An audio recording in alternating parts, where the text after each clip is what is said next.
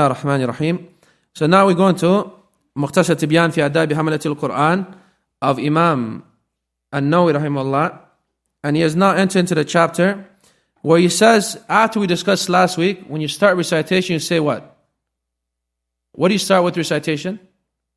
A'udhu billahi minash shaitanir rajim. And then, if you're beginning a surah, you also add Bismillah ar-Rahman ar-Rahim. So now he says, once he starts that recitation, his affair should be that of khushu', pondering and reflecting and submission for that is the intent of the Qur'an and that which is sought from a person. By way of it, a person finds comfort of the heart and the heart becomes enlightened. Allah says, Kitabun anzalnahu ilaykum mubarak liyadabbaru ayatih. That a book we sent down to you, blessed. Why? So you may ponder over its verses. Also Allah says, أَفَلَا يَتَدَبَّرُونَ الْقُرْآنَ.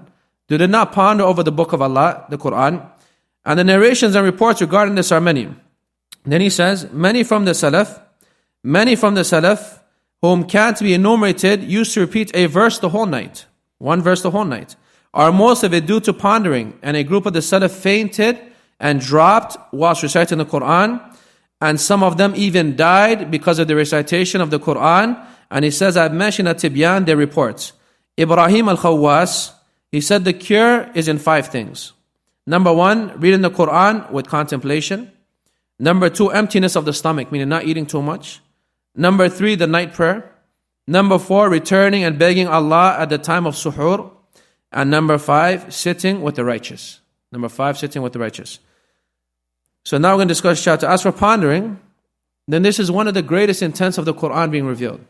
The Qur'an wasn't only revealed for you to recite and learn its makharij al-huruf and articulate it beautifully and leave off the aspect of pondering and acting in accordance to it and staying away from its prohibitions.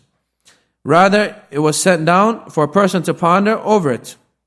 Ibn Rajab rahimahullah says, from the greatest of that which one gets closer to Allah by, from the voluntary acts is recitation of the Qur'an and reciting it a lot. Listening to it with contemplation, pondering and understanding. This is one of the greatest acts of ibadah you could do, which is nawafil. Is reading the Qur'an and understanding it and pondering and contemplating over the Qur'an. From the fruits of pondering and contemplation over the Qur'an is upholding the command of Allah. You cannot truly uphold the command of Allah until you contemplate what Allah is telling you and understand what Allah is telling you. And you, by way of it, you also stay away from the prohibitions. And this, as Shaykh al-Islam Taymiyya rahimahullah mentioned al-Wasitiyya, that the one who truly ponders and contemplates over the Qur'an, it will help him be upon the truth and stay away from falsehood. He says in al-Wasitiyya that whoever contemplates over the Qur'an, seeking guidance from it, then the way of truth will be clarified to him, and the way of falsehood, he'll stay away from it. A person who does not ponder the Qur'an, in reality is from those who boycott the Qur'an. It's considered from those who boycott the Qur'an. Anyone know evidence for where a person is boycotting the Qur'an?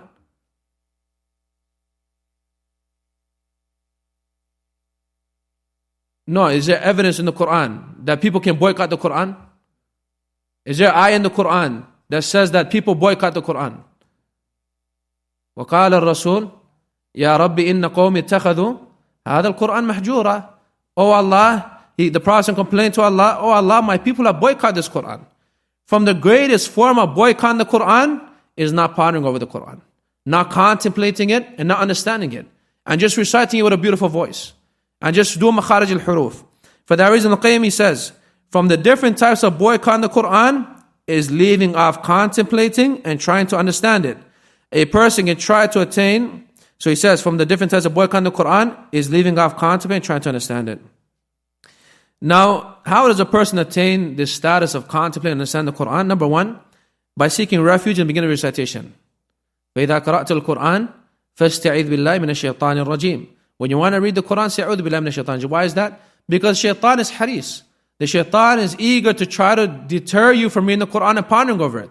So when you seek refuge from him, you're seeking the help of Allah to help you actually ponder and reflect over the Qur'an, and that enemy is distant from you. So that is one of the greatest ways. Number 2 is to make dua to Allah, that Allah helps you. As you mentioned, إِذَا سَأَلْتَ فَاسْأَلِ اللَّهِ. You constantly ask this imam and that imam what is the best way to reflect over the Qur'an. Why don't you ask Allah? Why don't you raise your hands to Allah at times, like the last hour of Friday, and say, Allah, make me from those who contemplate the book of Allah. The Prophet made dua for who? Ibn Abbas, what did he say? What did he say to Ibn Abbas? Allahumma faqihu fi din wa allimhu at-ta'wil. How do you understand ta'wil, to understand the Qur'an, unless you contemplate and ponder over it? So here he's asking Allah to give this young boy understanding of the Qur'an. To give this young boy contemplation, understanding of the Qur'an. So dua is from the greatest means of attaining that. Also, if a person truly understands the importance of that, and the importance of a person needing the contemplation of the Qur'an, then it will help him. Shaykh al-Islam Taymiyyah rahimahullah mentions a good benefit, that it could be a barrier when he talks about that some people, they become misled and they give certain side factors more important than contemplation of the Qur'an. And I want to mention this, why? And the brothers have discussed it, Brother Abu Fajr discussed in audios, but just as a benefit, Shaykh al-Islam mentioned that it could be a barrier for the hearts and cuts him off from understanding the intent of Allah from his speech, as all he is concerned about is making sure he pronounces the letters and words right, when to make it heavy and when to make it light and when to elongate this much and that much. This could be a reason for why you don't contemplate the Qur'an. He's reading the Qur'an, instead of saying, Allah says, Ya ayyuhalladhina amanu, and he's going to pay attention now and try to understand the content of what is being said to him. It comes to his mind, I didn't do ghunna here. I didn't elongate here. I didn't do mad this much. I didn't do mad this much here. I didn't do ikhfa. I didn't do iqlab. And he says makharij al-huruf. I didn't do this one with a light voice and this one with the... This could be a reason for why a person is not contemplating the Qur'an, because he's too attached to the beautification of his voice. He's too attached to it. Also, as for fainting and dying during recitation, a person may ask, did this occur to the Salaf? Yes, it occurred to some of the Salaf, that they fainted during recitation of the Qur'an. Or some of them report that some even died during recitation of the Qur'an. But is this sunnah? Is this something the Prophet ﷺ did? Is this something that the Sahaba did? There's no reports from the Prophet and the Sahaba that they fainted during recitation of the Qur'an. It's not the sunnah of the Prophet to faint when reciting the Qur'an. Nor is it something you try to go out of your way to, I'm going to recite the Qur'an till I faint from it. Or I'm going to recite the Qur'an till it be a reason for why I die. Shaykh al-Islam mentions that which occurs at the time of hearing. And hearing, the legislative remembrance, and that which occurs from shaking of the heart, and shedding of the tears, and the trembling of the bodies, then this is the highest form you can reach. What is the highest form? Your heart shaking, being moved, your body shaking, like your body taksha'ir al-julud, your body having this kind of shakiness, a trembling, your eyes shedding tears, and like that. That's the highest form, he says. And this has been mentioned in the Qur'an and Sunnah. As for shaking excessively, and fainting, and dying, and screaming during the recitation, then if this occurs for a person because overtaken by it, there is no problem. If you got overtaken by it, there's no problem, because you have no choice in that affair. It overtook you. But for a person to try to do this by choice, then this is not allowed. You understand the difference in the two? Someone who's overtaken and someone who's not overtaken. The one who recites the Qur'an is overtaken by fainting. He had no choice in that. It occurred to him. It was out of his capability. It just occurred to him. He's not sinful for that. But a person to try to actually faint reciting the Qur'an, or to try to die reciting the Qur'an, then this is not from the Sunnah of the Prophet, and it's not recommended. So from this we get, if it occurs to you, you overtook you, no problem. But for you to push yourself to that level and try to become sick and fall ill because reciting the Qur'an wasn't sent down for that. The Qur'an was sent down as a shifa, and you're going to use it not to get sick by way of it. That's not why the Qur'an was sent down. And that's important to understand. That's not why the Qur'an was revealed. Also, as for repeating a verse repeatedly until the morning in night prayer, or repeating it a lot of times, then it comes from some of the Salaf, like Aisha radiallahu anha with an authentic chain, that she recited the ayah, فَمَنَّ اللَّهُ عَلَيْنَا وَوَقَانَا عَذَابَ السَّمُومِ, that Allah has bestowed upon us and He has protected us from the punishment of the hellfire. That she repeated this verse a lot.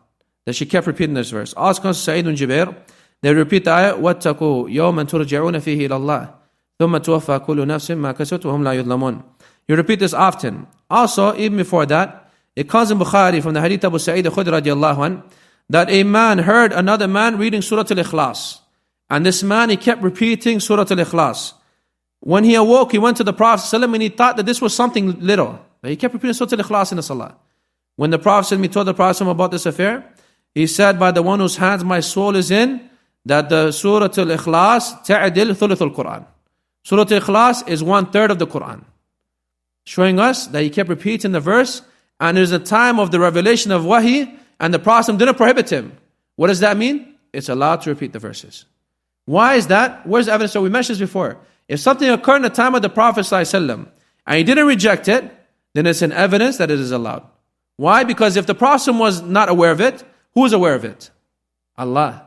And if Allah is aware of it and it was something wrong, He would reveal to the Prophet ﷺ to fix the issue. To fix it. And to not let it occur again. But because it occurred in this time, and not the revelation came from Allah, and the Prophet didn't prohibit it, then that shows it's allowed. What does it mean Surah Al-Ikhlas is 1/3 of the Qur'an? Does that mean if I read Surah Al-Ikhlas 3 times, I finish the whole Qur'an? They say Surah Al-Ikhlas تعدي ثلث القرآن في الجزاء لا في الإجزاء. في الجزاء لا في الإجزاء. What does that mean? In reward, you get the 1/3 of the Qur'an. In reward. But that doesn't mean you actually read 1/3 of the Qur'an. In reward, you get the reward of 1/3 of the Qur'an. But that doesn't mean that you actually get 1/3 of the Qur'an. Other scholars, it means why is 1/3 of the Qur'an? Because the Qur'an is of 3 things that are mentioned in the Qur'an. What are they? What's mentioned in the Qur'an? Either the Tawheed and Aqidah, the belief in regards to Allah, or either stories, qasas of the nation before and the future. And what is the last one? And ahkam, rulings. And Surah Al-Ikhlas, what does it encompass of? The whole surah is about At-Tawheed. Qul huwallahu ahad. Allahu samad. Lam yalid wa lam yulad wa lam yakul lahu kufuwan ahad. It's all Tawheed. So it's 1/3 of the Qur'an. Ibn Qayyim, he mentions a benefit here.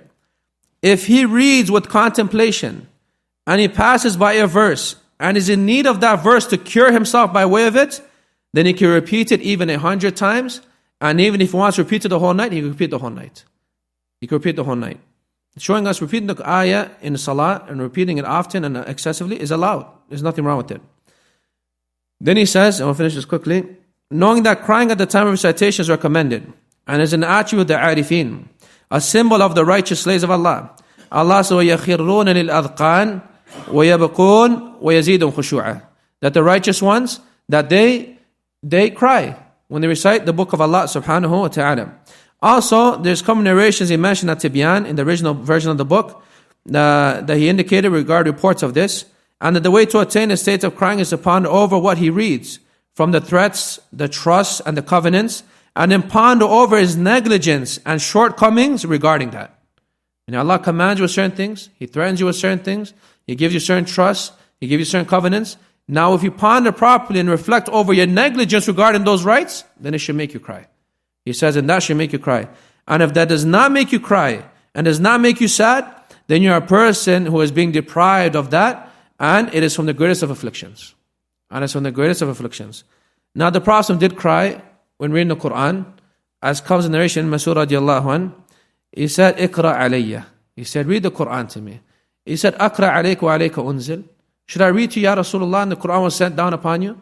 And then he read parts of Surah An-Nisa until he reached the ayah, فَكَيْفَ إِذَا جِئْنَا مِنْ كُلِّ أُمَّةٍ بِشَهِيدٍ وَجِئْنَا بِكَ عَلَى هَؤُلَاءِ شَهِيدًا. How is it going to be if we bring for every ummah, a nation, a shaheed, a witness, and we make you as a witness over all of them? So the Prophet said, حَسْبُكَ الْآنِ. It is enough for you now, don't recite no more. فَإِذَا أَيْنَاهُ تَذْرِفًا.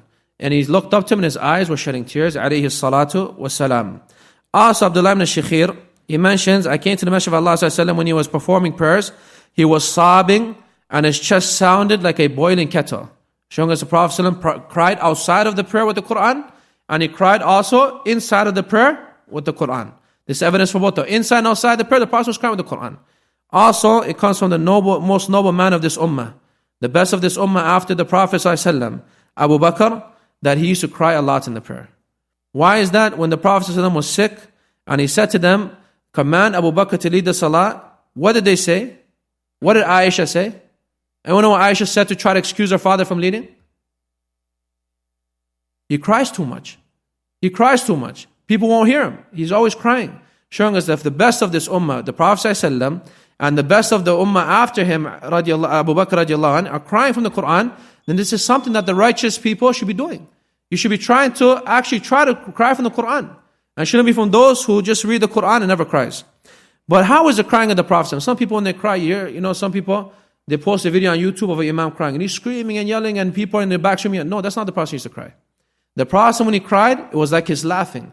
It wasn't excessive, and it wasn't too little. Rather, it was in the middle. The Prophet, all of his acts were in the middle. So Ibn Qayyim, he mentions that his crying was like his laughing. it did not have in it any noises. The Prophet didn't have any noises. Rather, there was something very light, like a boiling kettle, that was coming from his chest. And the tears were being shed from his eyes. This was the crying of the Prophet ﷺ. And why would he cry? He would cry as mercy for the dead at times, as occurred for his granddaughter. In the time of the Prophet, when he cried out of mercy for his granddaughter. Also, at the times out of fear and compassion towards his ummah, and at times from the fear of Allah, and at times from reading the Qur'an. And at times from reading the Qur'an. And out of awe and fear from Allah subhanahu wa ta'ala. The Prophet ﷺ said, لا يلج النار رجل أبكى من خشية الله. No man will enter the hellfire who cried out of the awe and fear of Allah. And this hadith is authentic by Imam Al-Albani rahimahullah. Also in the 7 will be shade, not shade, there's no shade except the shade of Allah. One of them who was by himself and he cries. And his eyes shed tears out of fear of Allah and awe of Allah. Now we'll end with this. Imam Ibn Baz rahimahullah is mentioned, is that what is of most appearance that he should not be excessive in his crying. Rather, if he cries, he should strive against himself not to bother others. So that YouTube video you watch, with the guy screaming and yelling and he's crying his eyes out, and he's making it seem like this guy, he's the most pious and he's crying his eyes out, that's not the sunnah of the Prophet ﷺ. Rather, a person doesn't try to bother people with his crying. Rather, he tries to withhold himself, as Imam Ibn Baz rahimahullah mentions. Also, it is from the ways of the people of knowledge that they cry. They mentioned Imam Abu al-Ala at-Taymi said, whoever is given knowledge what does not make him cry, then it is most likely that he was given knowledge that does not benefit him. What's the evidence for that? If you are given knowledge that does not make you cry because of it, then you have knowledge that you're not benefiting from. Anyone know evidence for that? إِنَّ الَّذِينَ أُوتُوا الْعِلْمِ, those who are given knowledge, from their attributes, يَبْكُونَ, they cry. So the person who's given knowledge, beneficial knowledge, it makes him cry. It makes him cry at times. He's by himself, he's reading something and it makes him cry. If your heart is sick and your heart is hard and you're not crying, there's a problem with the knowledge you're benefiting from. There's a problem with the knowledge you're reading. Also, now I want to mention here, Shaykh Ibn Baz mentions, whoever his crying is little or not present at all, he does never cries. Does this indicate that his heart is hard? He says, in any situation, he should ask Allah to aid him and to give him the reasons to ponder over the book of Allah and to make him from those who cry out of awe for Allah. You should ask Allah to make you cry. And crying is good. Crying is not something which a person looks at something that it is cowardice. It's not cowardice. The Prophet cried, the best of mankind cried. Why do you think crying is something wrong? Crying is allowed in the Sharia. Crying, reading the book of Allah. Crying for no reason, yes, out of depression and those kind of things. For no reason, obvious reason, yes, we should try to be strong and we shouldn't do those things. But out of pondering the book of Allah, then a person should cry. Reading the books of knowledge and it comes across me, a person should cry. And he also mentions that if a person doesn't cry at all, does that mean his heart is corrupt? He says, يُخْشَى عَلَى الْإِنسَانِ مِنْ قَسْوَةِ الْقَلْبِ. If you're not crying at all, then it is feared your heart has become hardened. It is feared your heart has become it is upon a person to try to attain the means of not crying. To attain the means of trying to make himself cry. We'll stop with this much. Maghrib is coming. Subhanaka wa bihamdik, la ilaha illa anta, astaghfiruka wa atubu ilayk.